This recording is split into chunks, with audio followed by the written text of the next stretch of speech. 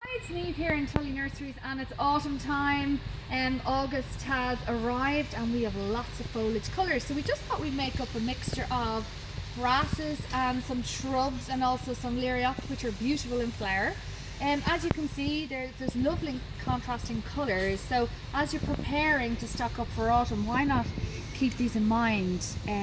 They're hardy and they're great even as pot fillers in containers. So Carrick's Evergold you see here with the Ophiophogon makes a lovely combination on a bench.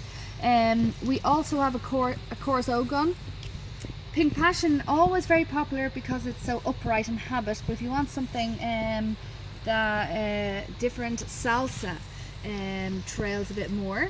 We also have Carrick's Testacea here, which changes colour as it gets colder. Frosted Curls, very popular. Pennisetum rubrum again, it's going to start colouring up now in the next month or two.